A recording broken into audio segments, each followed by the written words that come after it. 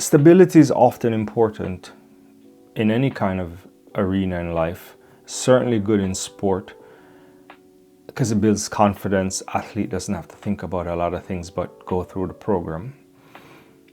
And then when you look at it in the context of the biggest show on the earth is coming around next year, when we saw this, that there was a split, or you worried, and you have to worry. I mean, you still can worry even though she's found a new home, right? You don't know if those things will automatically move in the right direction. And to even move beyond Elaine, I know you're asking me about Elaine, but a number of athletes have moved in this year. I think I don't know if it's a record number, but a lot of high-profile athletes around the world, like Dina Asher-Smith, to name one in particular, they've all kind of trying to find new setups, because everyone, and when they think about the contracts, when they think about the big spectacle of the Olympics, they all want to put themselves in the right situation.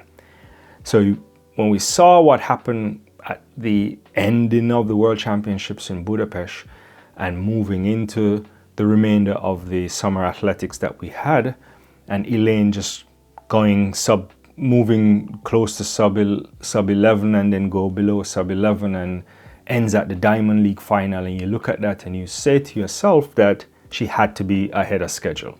No questions about it. You would say she had this truncated type of a season, injury plague, clearly wasn't doing the work that she would need to because she was suffering from something.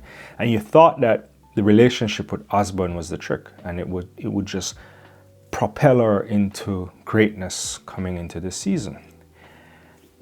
Fortunately, we're in that kind of background season now, right? So she potentially hasn't lost much, but we don't know. We have to wait out. My only thing about the Coach Osbourne situation is that it aired itself in the media, right?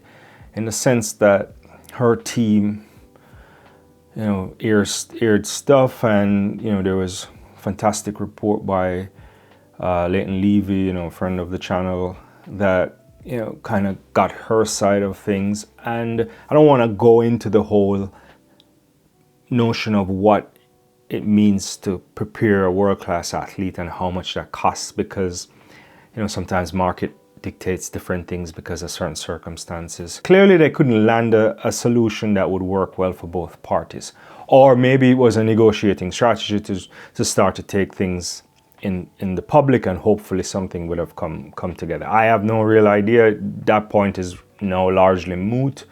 My only thing is that all of this could have happened and not necessarily get out in the space. They have a media, they have a communications team.